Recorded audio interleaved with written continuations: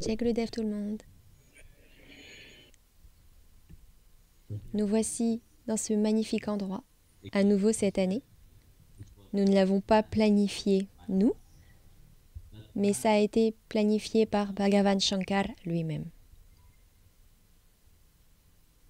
Vous connaissez la situation, la façon dont je suis arrivée ici.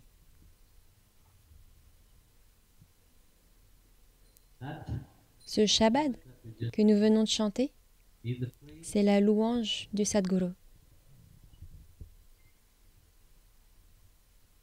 Il explique comment on doit se sacrifier soi-même. Très souvent, nous n'avons pas la moindre idée du gourou. En fait, on ne peut même pas, vous savez. Même si nous voulons comprendre le Sadguru, comme le mentionne dans la Guru Gita, le Seigneur Shiva lui-même à Parvati, c'est impossible. Hier, pendant que je lisais le Ramayana, le Ramcharitmanas, lors d'un passage, quand Ram est entré d'Ayodhya, de Lanka à Ayodhya, la première chose qu'il a faite en arrivant a été de courir chez Rishi Vashishta. Il s'est jeté à ses pieds et ne les a plus jamais lâchés. Ici, Bhagavan Shri Ram lui-même montre l'exemple. Très souvent, on ne voit pas ça. On lit le Ramayana, on connaît l'histoire de Ram, mais on ne regarde pas les détails de ce que fait Ram. On connaît l'histoire de manière globale, elle est magnifique. Ram, qu'a-t-il fait? Il a tué Ravana. Mais il y a tellement de détails donnés par Shri Ram lui-même. Et le premier détail, quand il est arrivé à Ayodhya, c'est qu'il s'est tout d'abord prosterné devant son gourou. C'est la première chose qu'il a faite. Et c'est de cela que parle le Shabad, vous savez. Le fait de se sacrifier pour le vrai gourou. Ensuite, il a donné une description du gourou. Qu'est-ce que le gourou? Le gourou possède la paix intérieure. Il apporte la paix dans le monde lui-même. Car c'est cela le bonheur suprême. Quand on parle de bonheur suprême, ce n'est pas être dans un état euphorique, émotionnel. Non. Très souvent, les personnes pensent que l'on doit devenir très euphorique, très tragique, toutes ces choses, pour atteindre ce bonheur suprême. Mais en fait, non. Vous devenez tout d'abord serein et calme en vous-même. Ce n'est que lorsque vous êtes serein en vous-même que vous pouvez déverser ce bonheur sur les autres. Sinon, c'est impossible. Vous ne pouvez pas devenir spirituel si vous n'êtes pas absorbé dans cette paix intérieure. Et le Sadguru est toujours dans cette paix. C'est ce qu'il déverse sur les autres. On a donc une énorme chance si l'on rencontre un Sadguru dans notre vie.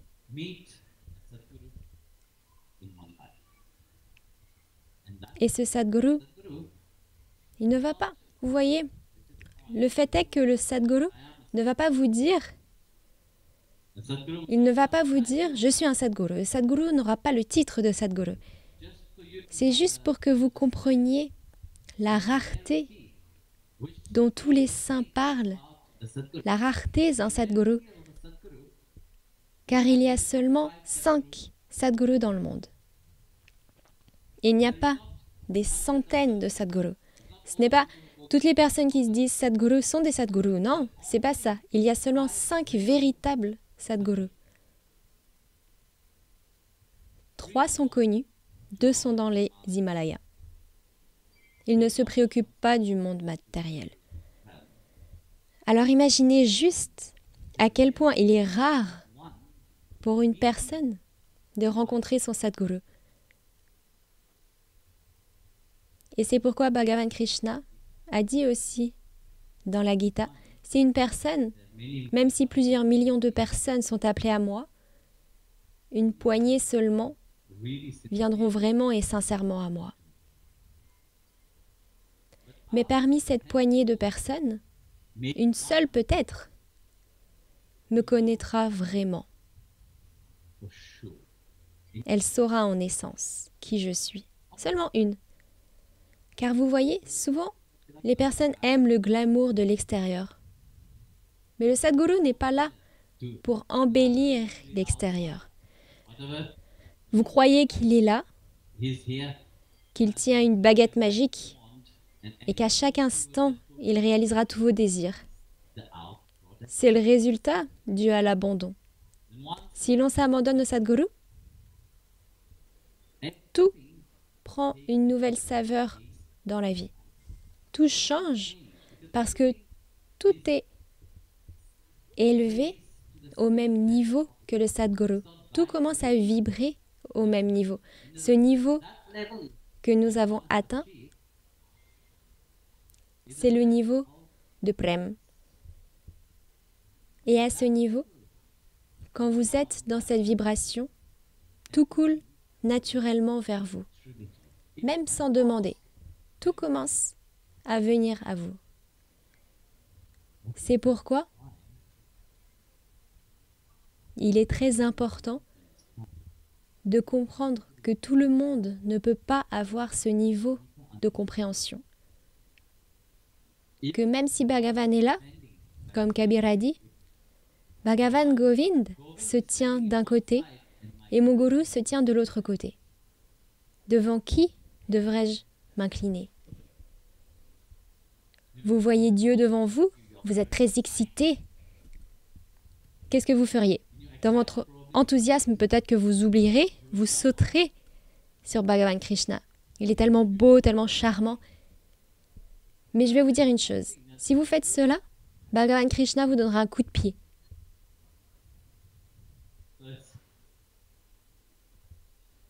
Car sans la grâce du Gourou, je m'incline devant mon Sadguru, car sans sa grâce, je ne pourrai jamais savoir qui est Bhagavan Govind. Et ça, c'est très important à comprendre.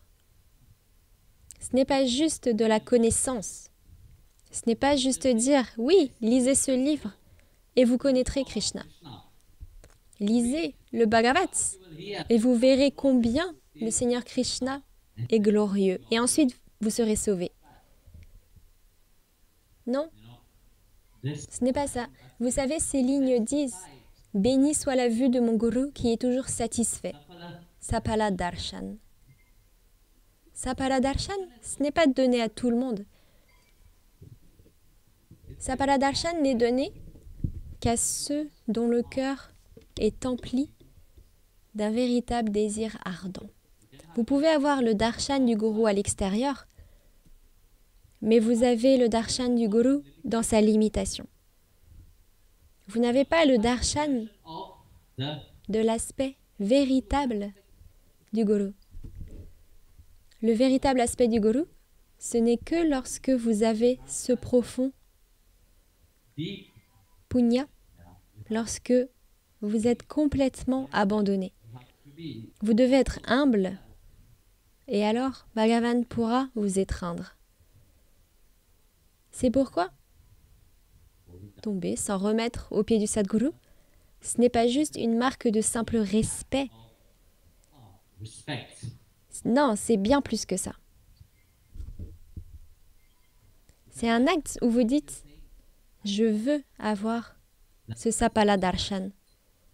Je veux cela. » C'est votre âme qui parle maintenant, non pas votre mental, car votre mental n'en a aucune idée. Votre âme dit « S'il te plaît, Bhagavan, Guru Maharaj, fais que je sois prêt pour que je puisse recevoir le darshan de Bhagavan. Rends-moi digne de recevoir le darshan de Bhagavan. » Mais nous ne sommes pas conscients. Il y a beaucoup de choses dont nous ne sommes pas conscients. Car nous ne sommes pas arrivés à ce niveau de compréhension. Nous ne vibrons pas au même niveau que le Sadguru. Le Sadguru essaye de vous montrer, de vous élever. Vient et vous dites « Non, je suis content dans ma misère. Je suis content de la façon dont se déroule ma vie. Je n'ai pas besoin de réaliser quoi que ce soit. » C'est là l'erreur que tout le monde fait. Le vrai bonheur n'est pas là. Si vous demandez à quiconque « Êtes-vous réellement heureux ?» La personne vous dira « De quoi parlez-vous » C'est quoi le vrai bonheur? Quel est ce bonheur suprême lui-même? C'est pourquoi, oh, grande est sa grandeur glorieuse, et merveilleuse est sa magnificence, toutes ses actions. Parce qu'il continuera à le faire jusqu'à ce que cela pénètre profondément en vous. Maharaj, Om Shivaya, Namaha. Ainsi, jusqu'à ce que cela pénètre au plus profond de vous, il continuera jusqu'à ce que vous ayez le vrai darshan de Bhagavan. Pas seulement de l'extérieur, pas seulement l'aspect limité, mais au-delà des limitations. C'est pourquoi vénérer le Sadguru est important. Il y avait une fois un étudiant. Il est allé voir son Guru Maharaj et lui a dit « Je veux apprendre, je veux grandir spirituellement. Je veux apprendre les Védas de vous. Je veux tout apprendre de vous. » Le Guru Maharaj a dit « Oui. Vous voyez, dans chaque apprentissage que vous faites, il y a toujours un test, non? » Pour lui, le moment d'être testé était venu. Le gourou n'avait pas beaucoup de temps. C'était une personne très occupée, vous savez. Il a dit, « Ok, va sous cet arbre précis, celui-là, et chante le mantra sous l'arbre. » Alors il y est allé avec une grande confiance, et le gourou lui a dit, « Quand tu seras sous l'arbre, en train de chanter, le nombre de feuilles qui tomberont correspondra aux erreurs que tu auras commises. Tu les ramèneras et nous en discuterons. » Ainsi, avec une grande confiance, après 12 ans d'éducation, il y est allé, il s'est assis sous l'arbre et il a commencé à chanter.